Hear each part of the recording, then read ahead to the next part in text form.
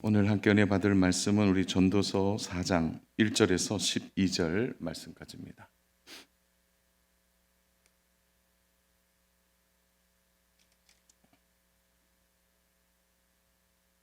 전도서 4장 1절에서 12절 말씀까지입니다. 오늘 말씀이 좀 긴데요. 우리 교독하도록 하겠습니다. 우리 교독합니다. 제가 1절을 먼저 읽겠습니다. 내가 다시 해 아래에서 행하는 모든 학대를 살펴보았도다. 보라, 학대받는 자들의 눈물이로다. 그들에게 위로자가 없도다. 그들을 학대하는 자들의 손에는 권세가 있으나 그들에게는 위로자가 없도다.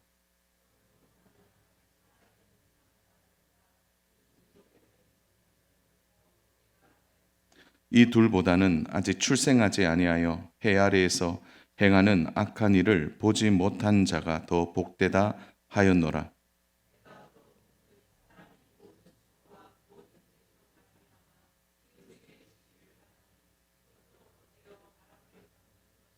우매자는 팔짱을 끼고 있으면서 자기의 몸만 축내는도다.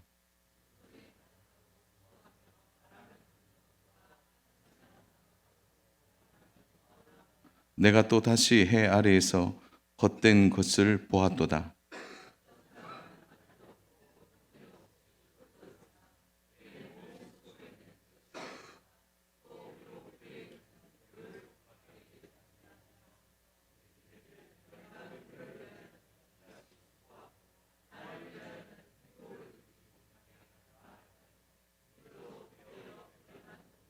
두 사람이 한 사람보다 나음은 그들이 수고함으로 좋은 상을 얻을 것임이라.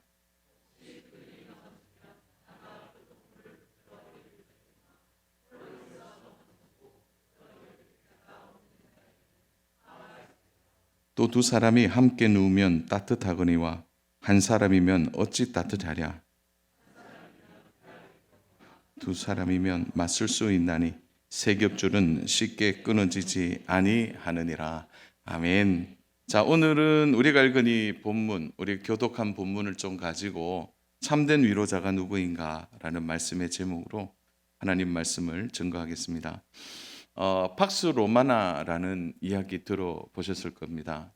이제 평화의 로마, 팩스 로마라기도 하는데요. 근데 이 단어가 사실은 지금은 어떻게 쓰이냐면 정치적인 언어로 쓰이는데 가짜 평화라는 단어로 쓰이고 있습니다. 2000년 전에 팍스 로마나라 그래서 로마 제국이 가장 평안한 시기를 보낸 적이 있습니다. 몇 년 동안이냐면 200년 동안요. 이민족의 침입도 없었다고 말하고 국내의 치안도 좋았고 교통, 물자, 경제도 좋았다고 말해서 사람들이 200년 동안 평안을 누렸다 해서 팍스 로마라 이렇게 말하고 있습니다. 그런데 진짜 역사를 제대로 들여다보면요. 그 200년 동안 정말 평안했을까요? 그 사이에 게르만의 침략이 있었고요. 주변 나라에 그 다음에 반기가 있었고, 그리고 이제 송주들이라 그러죠. 당시에 있었던 귀족들의 반란도 꽤 많이 있어서 황제가 자기 자리에 앉을 시간이 없을 정도로 지방 출장이 많았다고 합니다. 또 로마 제국은 평화를 누린다고 하지만 주변 나라들은 어떻게 됐을까요? 로마 제국이 평화를 누리기 위하여 주변 나라와 민족에 대한 폭력과 착취는 계속되었습니다. 고통받는 사람들이 많았고 그 일로 불만을 품은 민족들이 이제 반기를 든 경우들도 많이 있었습니다. 그래서 지금도 이 강대국이 폭력에 의한 가짜 평화를 말할 때 사용되는 단어가 바로 팍스 로마나 이렇게 사용되고 있습니다. 그러니까 진짜 평화가 없는 것이죠. 다 보이는 평화일 뿐이지 그 속으로 들어가 보면 가짜 평화만 넘쳐나는 것입니다. 세상은 다 살기 좋다 이렇게 말하지만 현실은 전혀 그렇지 않죠. 멋진 빌딩 속에 고통이 있고 또 우리가 살고 있는 화려한 조명 아래에 슬픔의 눈물이 있는 것이 오늘을 사는 우리들의 삶의 현실입니다. 한동안 행복 지수가 가장 높은 두 나라를 뽑았습니다. 두 나라가 어딜까요? 방글라데시와 부탄입니다. 가장 행복하다. 뭐 그 가보면은 진짜 사람들의 얼굴이 행복하고 좋다. 실제로 행복 지수 조사를 해보니까 방글라데시와 부탄이 1, 2위를 했습니다. 그런데 진짜 행복할까요? 저는 방글라데시를 2번 방문해 봤는데요. 들어가 보니까 알게 됐더라고요. 가서 보니까 행복한 게 아니에요. 여기에 굉장히 허점들이 많이 있습니다. 예를 들면 이런 거예요. 행복 지수를 조사하려면 글씨를 아는 사람을 만나야 되는데, 글씨를 아는 방글라데시의 문명률이 몇 퍼센트냐면 50%가 넘습니다. 두 사람 중에 한 사람만 글씨를 알아요. 그리고 여성은 60% 이상이 글씨를 모릅니다. 부탄은 어떨까요? 부탄도 40%가 넘습니다. 문맹률이. 그러니까 두 사람 중에 한 사람만 글씨를 아니까 글씨를 아는 사람한테 행복지수를 조사하는 거예요. 그러면 글씨를 안다는 거는 뭐죠? 적어도 교육을 받은 사람들이에요. 그러니까 나름대로는 이미 기반을 다지고 있는 사람들이사 뭐 괜찮지요, 사는 게. 그러니까 이미 그 사회에서 자리 잡고 있는 사람들이 행복지수를 체크하니까 당연히 행복지수가 높을 수밖에 없는 것입니다. 그런데 여기에 허점이 있어요. 왜냐하면 정치 지도자들이 문맹률이 높으면 글씨를 가르쳐야 되는데 그렇게 하지 않습니다. 백성들이 글을 아는 것을 두려워해요. 글씨를 아는 순간, 글을 알고 사회를 아는 순간에 바로 자기들이 가지는 구조적인 힘을 발휘할 수 없기 때문에 그런 것입니다. 그래서 정치인이나 지식인들이 행복과 평화를 위하여 그들을 도와주고 위로해 주어야 되는데 전혀 반대된 상황들을 만들어가고 있다는 거죠. 자, 오늘 전도자가 하고 싶은 이야기가 뭐냐면 우리에게 참된 위로자가 있느냐라는 겁니다. 그래서 오늘 1절부터 12절에서 가장 중요한 구절이 1절에 나오는데 그들에게는 위로자가 없도다라는 이 단어가 전체적인 오늘 질문이요 중요한 메시지입니다. 위로자가 보이지 않는다는 거죠. 그래서 오늘 전도자는 1절부터 12절을 세 부분으로 좀 나누어서 설명하고 있습니다. 그것은 세 부분이 뭐냐? 1절부터 이제 3절까지가 정치 지도자들. 그러니까 이런 거예요. 정치인들과 지도자들을 보면 우리에게는 위로자가 없다라는 것이에요. 그리고 4절부터 8절까지가 재물에 관련된 메시지입니다. 그러니까 부유하고 재물이 많으면 그게 우리를 위로해 주느냐? 그 안에서 위로자를 찾을 수 없다는 거예요.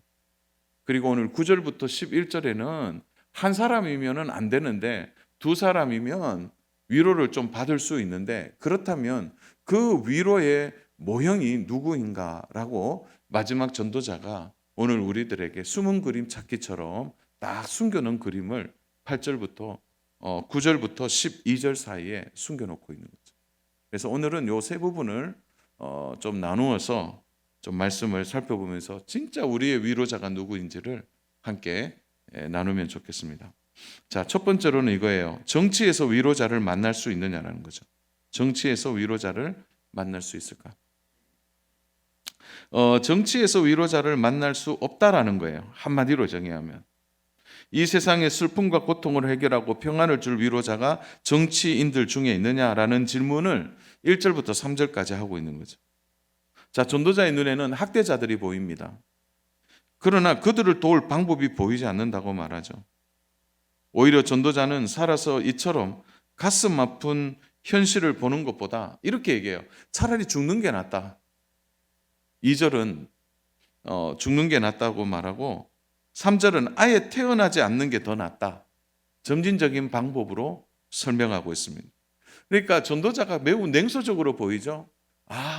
차라리 안 태어나면 좋은데 이렇게 학대받고 살아가느니 그리고 학대받는 자를 위하여 참된 위로자, 정치 지도자가 없다. 여기에 속상해하는 겁니다. 그래서 1절부터 3절까지는 이제 과장법이라고 설명을 하는데요. 학대자가 있고 그 학대를 피할 수 없다. 그러니까 왜 살아 있느냐? 차라리 죽는 게 낫다. 죽는 것보다는 차라리 태어나지 않는 게 낫다. 이제 이렇게 말하고 있는 거예요.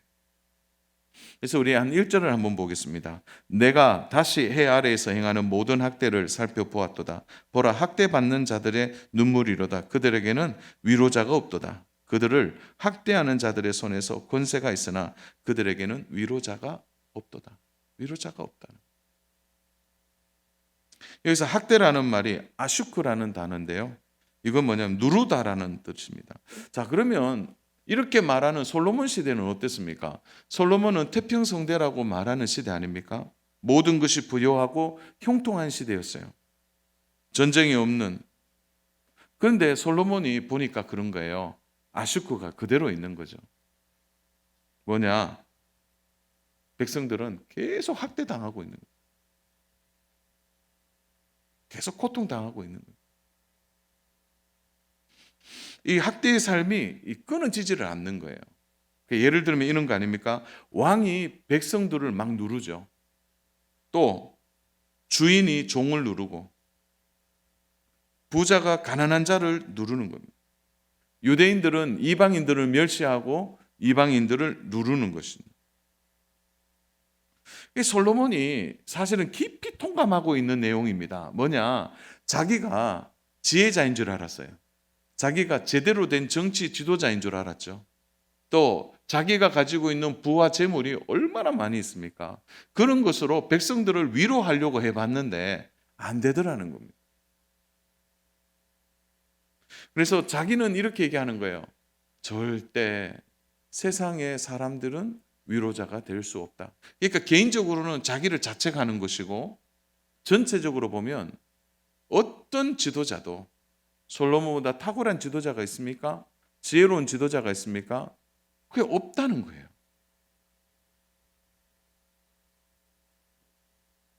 그게 전도자 솔로몬의 결론입니다.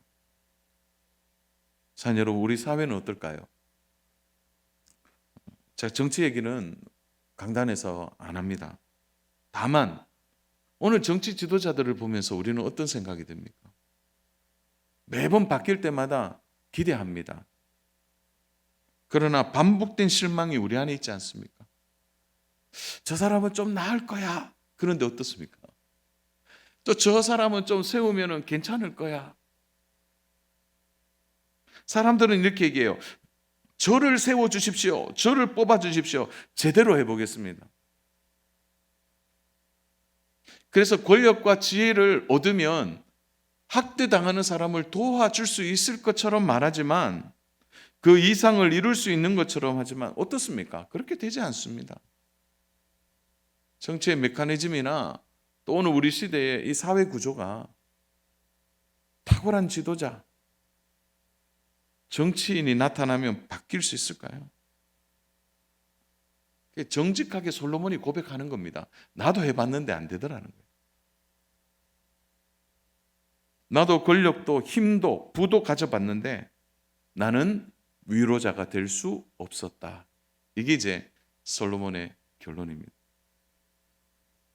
솔로몬이 말하는 참된 위로자가 없다. 이 결론에서 사랑하는 여러분, 무엇이 우리의 마음에 올라옵니까? 참된 위로자가 없다. 우리 이렇게 속으로 외치잖아요. 아니다. 우리에게는 위로자가 있다. 우리에게는. 이렇게 고백하고 싶지 않습니까? 학대받고 눌림을 당하고 고통 가운데 있고 평화가 없는 땅에 사랑하는 여러분, 참된 위로자가 누구십니까? 우리의 참된 위로자가 누구십니까? 그러니까 솔로몬이 이 이야기를 하면서 솔로몬의 마음에 뭐가 들었을까요? 전도자는 오늘 우리들에게 정치 지도자들, 그들이 가진 권력, 그들이 가진 지혜, 그들이 가진 어마어마한 힘으로도 참된 위로를 할 수 없다는 것을 결론 내고 있는 것입니다. 그래서 우리가 정치 지도자들을 위해 기도하는 겁니다. 적어도 공의를 행하고 그래도 공평하게 좀 할 수 있도록 그들이 하나님을 두려워할 수 있는 그 일을 위해 우리가 기도하는 것이죠. 그래서 오늘 1절부터 3절까지의 이제 솔로몬의 얘기는 이겁니다. 참된 위로자가 없다. 나도 위로자가 돼 보려고 했더니 나는 정치도 잘했고 지혜도 충만했고 그리고 권력도 강했고 돈, 재물도 많았는데 나는 안 되더라. 라는 것이 오늘 전도자 솔로몬의 고백입니다. 그래서 솔로몬이 그래도 한 번 더 이제 언급하는 게 4절부터 8절입니다. 그것은 이렇게 말하는 거예요. 그러면 우리가 재물이나 부유함이 넘치면 그것이 우리의 위로자가 될 수 있을까라는 질문이에요. 우리 4절 볼까요? 내가 또 본즉 사람이 모든 수고와 모든 재주로 말미암아 이웃에게 시기를 받으니 이것도 헛되어 바람을 잡는 것이로다. 그러니까 모든 수고와 재주로 말미암아서 이제 부를 얻게 되는 거예요. 재물을 얻게 되는 겁니다. 그런데 웬걸입니까? 그렇게 얻어서 지나 보니까 어떻게 돼요? 사람들이 시기하더라는 거예요. 그리고 내가 그것을 마음껏 받아서 누리는 걸고 해봤는데 그것도 바람을 잡는 것처럼 헛되었다는 거예요. 솔로몬이 이 말을 하니까 우리가 믿어지죠. 어마어마한 부를 가진 자거든요. 5절은 이렇게 말합니다. 우매자는 팔짱을 끼고 있으면서 자기의 몸만 축낸다. 그래서 이렇게 얘기하는 거예요. 이웃한테 시기도 받고 이웃에게 이렇게 막 따가운 시선을 받느니 내가 잘 되고 부를 많이 가지는 게 그게 오히려 남들에게는 시기 당하고 오히려 남들의 그것을 당할 수 있으니까 차라리 팔짱을 끼고 어떻게 하냐면 게을러 보자라는 거예요. 아무 일도 안 하고 돈도 안 벌고 재물도 모으지 않고 차라리 그러면 평안해지지 않느냐 그렇게 생각했는데 전도자가 뭐라고 얘기합니까? 5절 끝에 보니까 자기의 몸만 축내는도다. 게으르면 어떤 일이 벌어지냐? 몸이 상한다는 거예요. 몸이. 또 전도자는 얘기합니다. 6절 두 손에 가득하고 수고하여 바람을 잡는 것보다 한 손에 가득하고 평안함이 나으니라. 두 손에 재물이 부가 막 가득해서 어떻게 되느냐? 이게 막 넘치니까 너무 좋은 것 같은데 지나고 보니까 손에 쥔 게 다 없어지네. 바람처럼 지나가더라는 거예요. 그래서 차라리 이런 거예요. 자족하면서 한 손으로 가진 작은 것이지만 이것이 오히려 나의 마음을 평안하게 한다라는 것입니다. 재물로 위로받을 수 없다는 겁니다. 그것으로 위로받을 수도 없고 그것으로 사람들을 위로자로 세워질 수도 없다는 것입니다. 더 많은 부를 쌓으려고 팔을 흔들어 대지만 차라리 한 손에 쥐고 있는 작은 것이라도 그것이 오히려 더 평안하고 더 우리에게 만족을 주는 것이라는 거죠. 사람들은 생각합니다. 내가 좀 더 많이 가지면 남들을 도와 있을 것처럼. 학대당하는 사람들을 내가 가진 부를 가지고 내가 가진 재물을 가지고 좀 도와주면 그들이 낫지 않을까. 근데 우리나라 속담에 그런 거 있잖아요. 가난은 나라님도 해결 못한다는. 안 된다는 거죠. 그래서 사람들은 이것을 빨리 깨달아야 되는데 전도자는 뭐랍니까? 더 많이 가져서 진짜 그렇게 해보려고 위로자가 되어보려고 자신도 위로받고 싶어서 더 열심히 성공하려고 예를 써보지만 그것도 헛되다는 거예요. 그게 이제 7절, 8절 말씀이에요. 7절, 8절. 내가 또 다시 해 아래 헛된 것을 보았도다. 어떤 사람은 아들도 없고 형제도 없이 홀로 있으나 그의 모든 수고에는 끝이 없도다. 또 비록 그의 눈에 부요가 족하게 여기지 아니하면서 이르기를 내가 누구를 위하여 이같이 수고하고 나를 위하여는 행복을 누리지 못하게 하는가 하여도 이것도 헛되어 불행한 노고로다.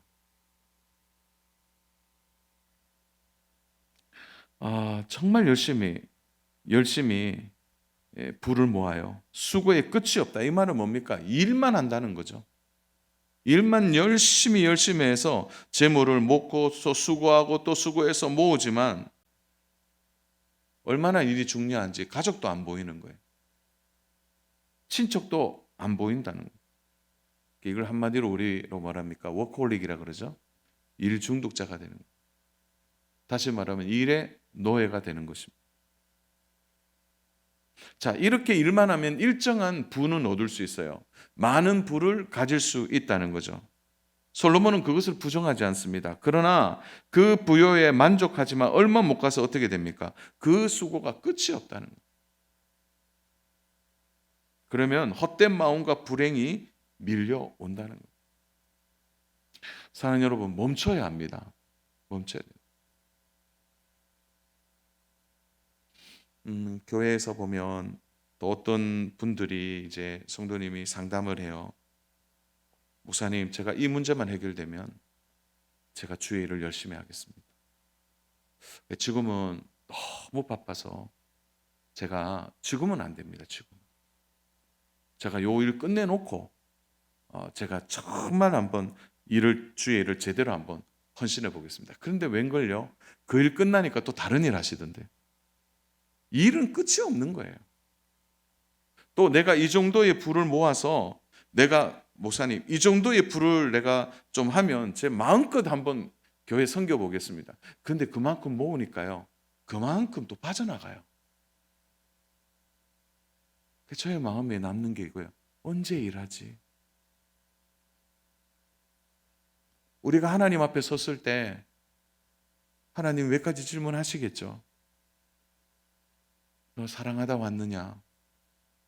너 정말 사랑했느냐? 너 받은 사명 잘 감당했느냐? 여러 질문을 하시겠죠. 너 재물 얼마나 모았느냐? 그거 질문하지 않으세요. 내가 지금 가지고 있는 것으로 하나님 앞에 섬겨야 되지.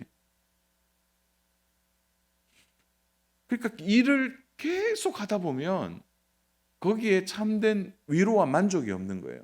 동시에 좋은 마음을 가지고 내가 이 일을 성공시켜서 남들을 좀 도와줘야 되겠다. 뭐 오늘 1절에서 얘기하는 학대당하는 사람들을 내가 거기에서 끄집어내겠다. 그렇게 말하지만 그게 진짜 위로가 될까요? 그게 안 된다는 것이죠. 그래서 전도자 솔로몬 이렇게 말하는 거예요. 재물로도 위로자가 될 수 없고 자신도 위로받을 수 없다. 이렇게 말합니다. 그래서 1절부터 오늘 이제 전체 8절까지 위로자가 있느냐라고 질문했을 때 두 대답이 있었죠. 첫 번째로는 정치 지도자들, 권력과 힘을 가지고는 위로자가 될 수 없다. 두 번째로 재물로도 위로자가 될 수 없다는 거예요.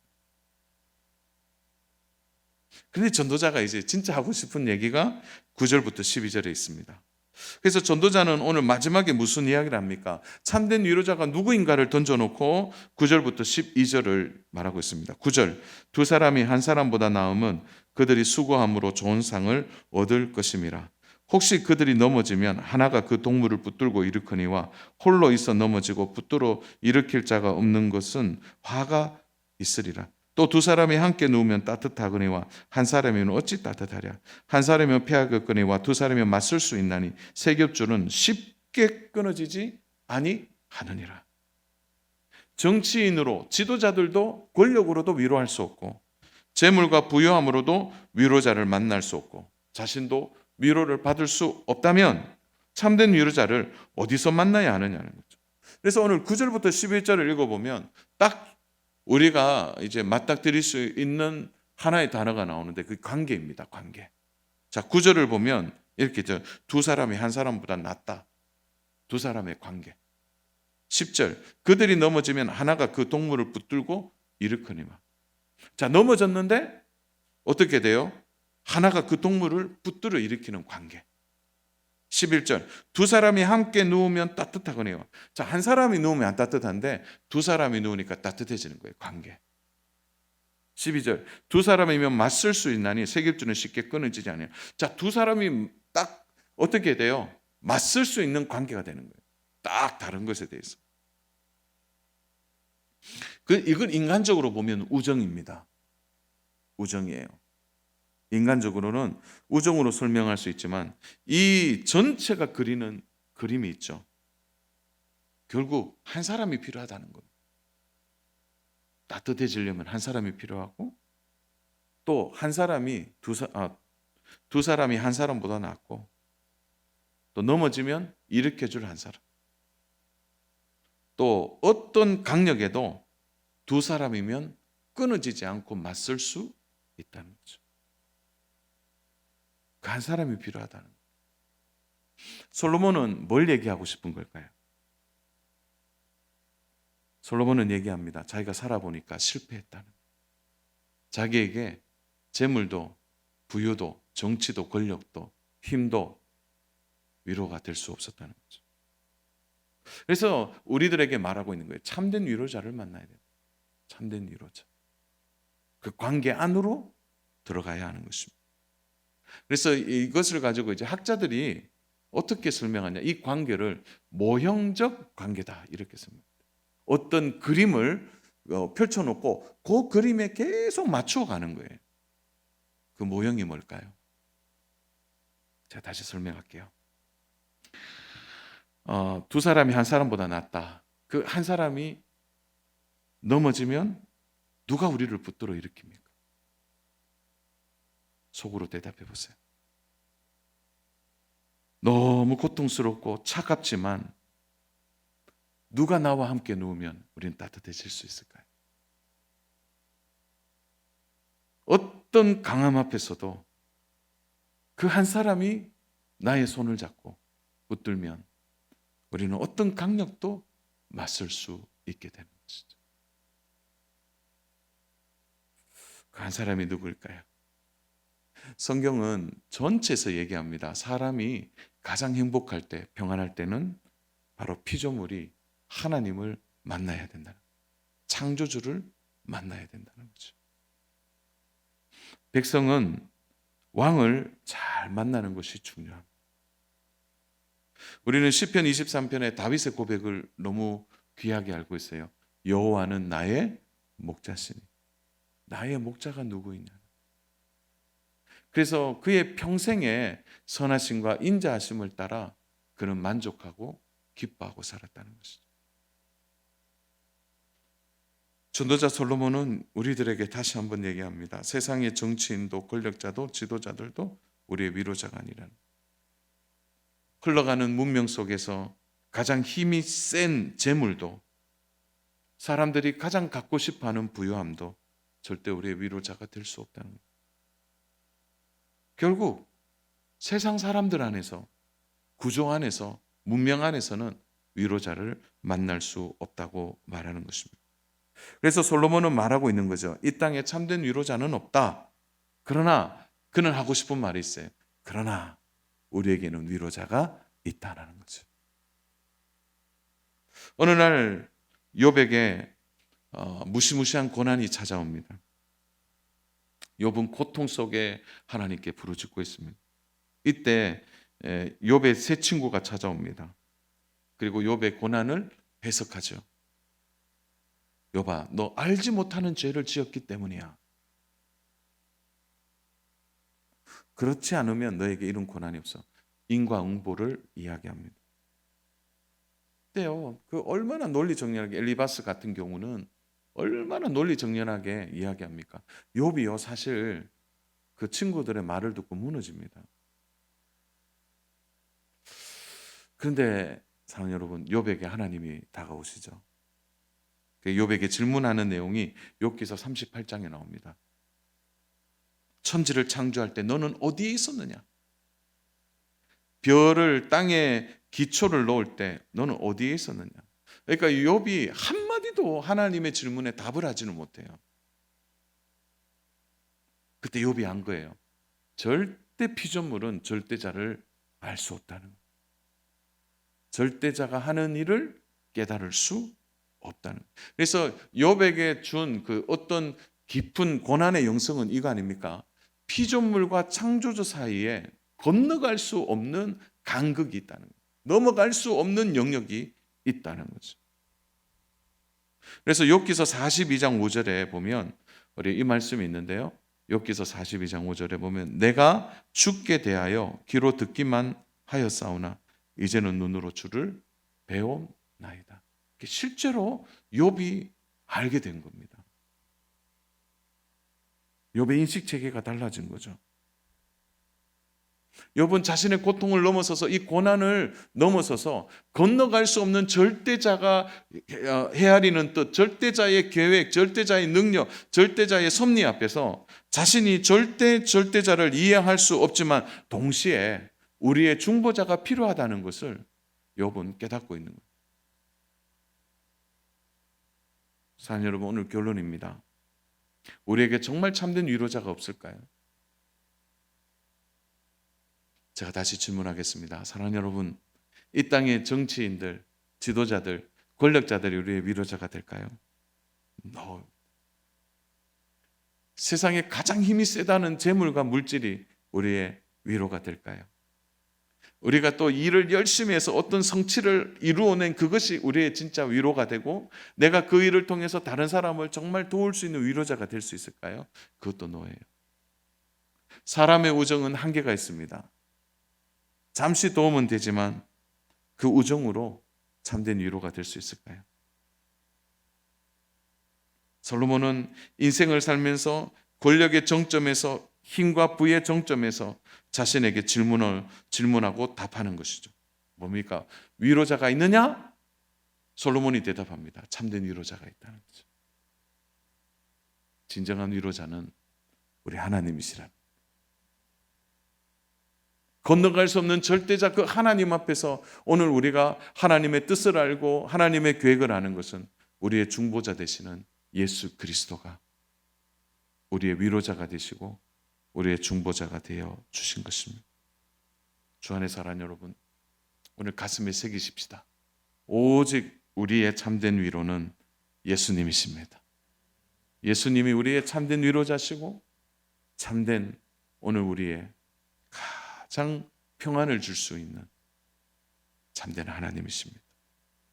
오늘 위로자 되시는 예수님을 2024년도에 날마다 경험하시고 만나고 그 위로자 되시는 하나님과 동행하는 귀한 성도님 되시기를 주님의 이름으로 축복합니다.